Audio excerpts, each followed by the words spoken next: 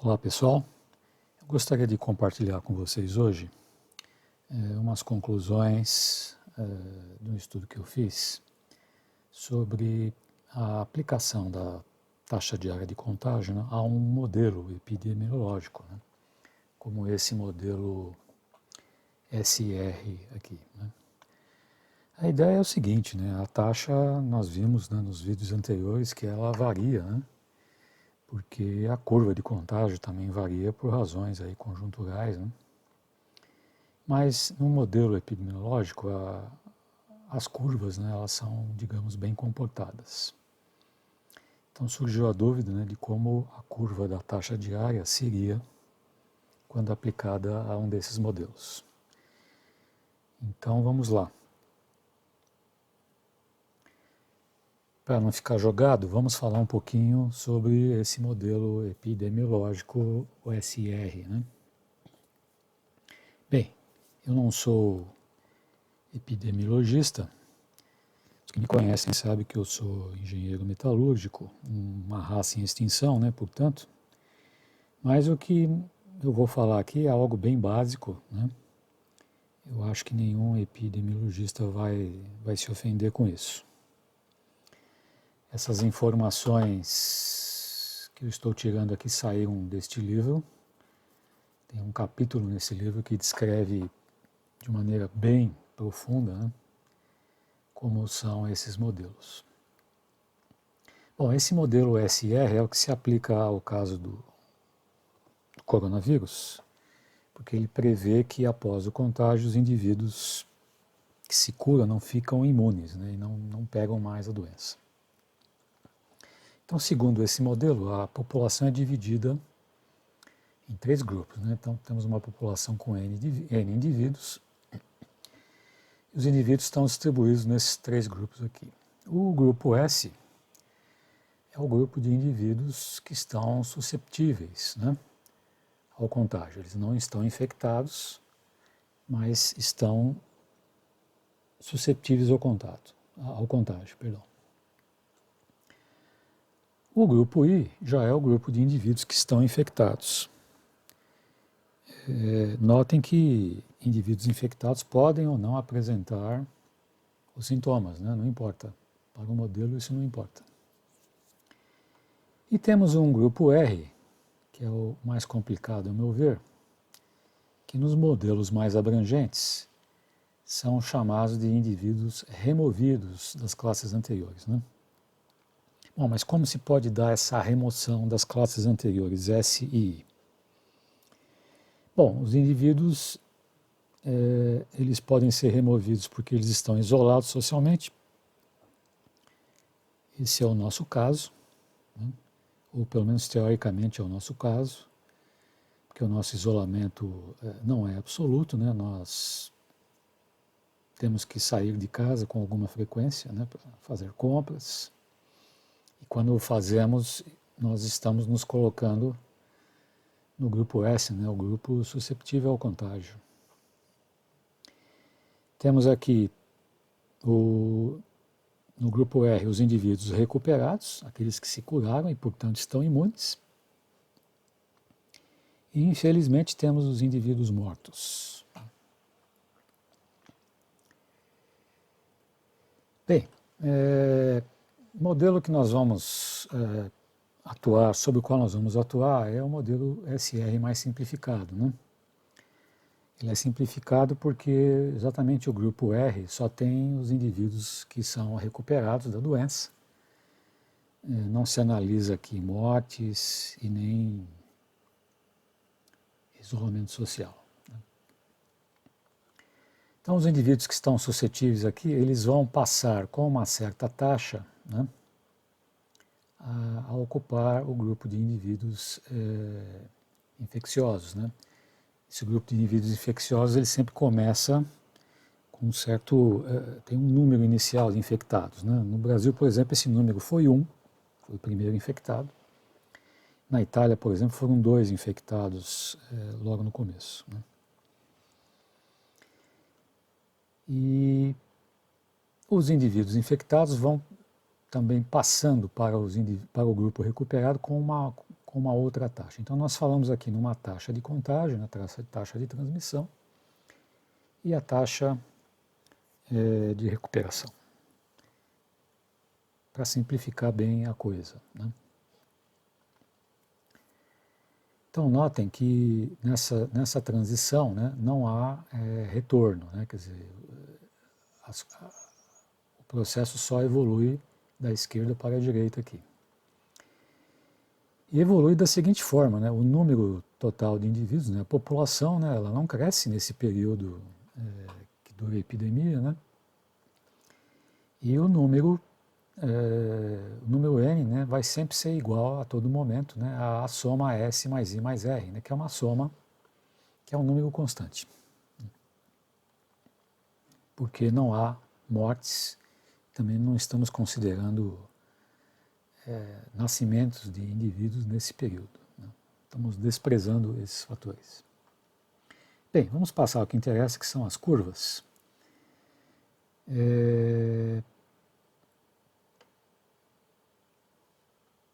Eu descobri na internet, né, um arquivo Excel, uma planilha Excel com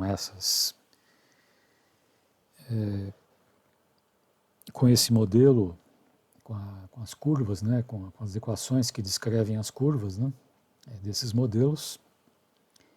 E vou colocar aqui na descrição do vídeo, né, o site onde vocês possam obter essa planilha Excel, né.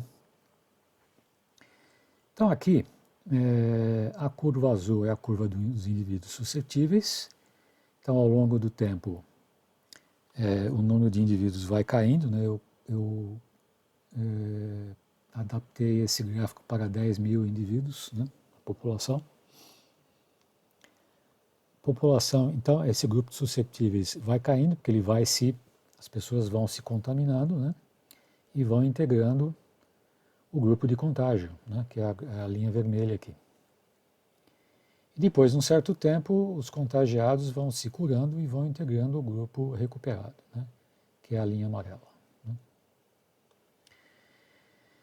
Então notem aqui, né, que a curva de contágio, que é vermelha, né, ela tem uma subida, né, bastante íngreme. Essa curva aqui é uma curva particularmente aguda, né, de contágio. É uma subida íngreme e depois do pico a descida não é tão íngreme, né? Tudo isso ao longo do tempo. Nós vamos aplicar então agora a curva, o cálculo da taxa de contágio diário é essa curva aqui de infectados. Então começando com uma curva aguda, né?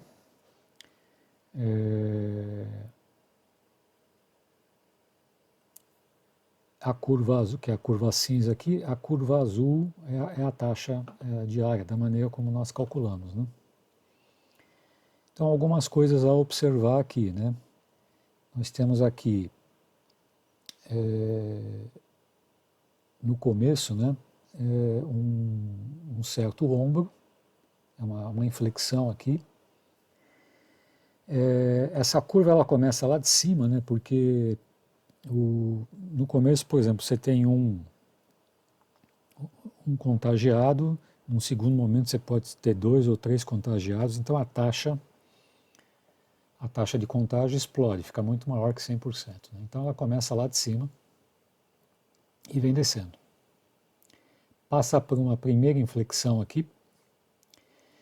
Essa primeira inflexão, ela coincide aqui com um ponto da curva de contágio antes de se começar a subir a montanha, né? Eu não sei se a gente poderia fazer uma analogia, né, com outras curvas que existem em engenharia, né? Nós costumamos definir um ponto que se chama onset, né? Mas eu não sei se a gente pode usar essa terminologia do onset para curvas epidemiológicas, né? Então eu não vou usá-lo aqui, mas fico tentado a me referir a esse ponto como o onset, né, desse pico. E o segundo ponto mais importante de inflexão coincide exatamente com o pico de contágio, né? Neste caso desta curva aguda, né, a taxa correspondente aqui ao ponto de inflexão está em cerca de 36, 37%. Né? Uma curva mais branda agora, né? E uma das formas de se abrandar a curva é com isolamento social, porque nós vamos retirar do primeiro grupo S, né? Nós vamos retirar indivíduos desse grupo susceptível ao contágio, né? Pelo menos em tese. E também, ao provocar o isolamento social, nós vamos diminuir a frequência de encontro entre as pessoas, né? E por isso, então, a taxa de infecção vai diminuindo. Nota que agora a curva de contágio é mais branda, né? E isso afetou também, deixou mais suave aqui a curva correspondente à taxa diária, né? Então nós notamos aqui que há agora um patamar maior aqui, né? Nesta fase de incubação, né? De novo o ponto de inflexão aqui marcando o início da subida da montanha. A taxa vem caindo lentamente, pois ela passa por uma descida mais vigorosa aqui e temos o segundo ponto de inflexão correspondente ao pico. Como essa curva de contágio é mais branda, né, esse ponto de inflexão ele está aqui entre 11% e 12%. Né. Bom, disso tudo a gente pode então fazer as seguintes reflexões, gente. A curva da taxa só depende da forma da curva de contato. De modo que nós podemos comparar taxas entre diferentes populações, né? Quer dizer, a curva da taxa ela não depende do número de contágios, mas ela vai depender da forma, né? Então, se a forma da curva de contágio for semelhante entre países diferentes, entre populações diferentes, nós podemos fazer comparações entre as taxas, né? Segunda observação é que o valor da taxa no segundo ponto de inflexão diminui com a largura da curva de contágio, e com ela pode ser correlacionado. Então vamos voltar um pouquinho. Então, esse valor do segundo ponto de inflexão varia com a largura, né? No caso mais agudo, esse valor é mais alto, né, da taxa de contágio, do ponto de inflexão aqui, está em mais de 35%.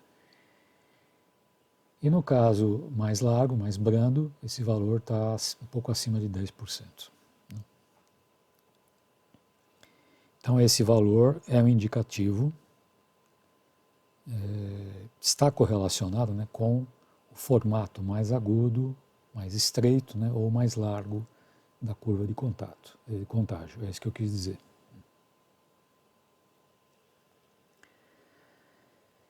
Por outro lado, a taxa sempre cai, né? A taxa sempre cai, a velocidade de queda não é constante, mas ela sempre cai, inclusive na fase mais perigosa do contágio, né? Quando há uma forte aceleração do número de novos casos. Né? É aqui, né?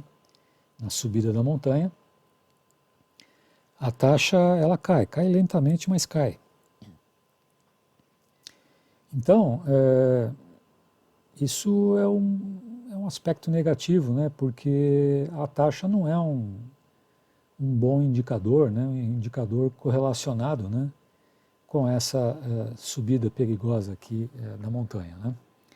Aqui no Brasil, as nossas autoridades de saúde chamaram essa fase aqui de aceleração descontrolada, né? Um nome horrível.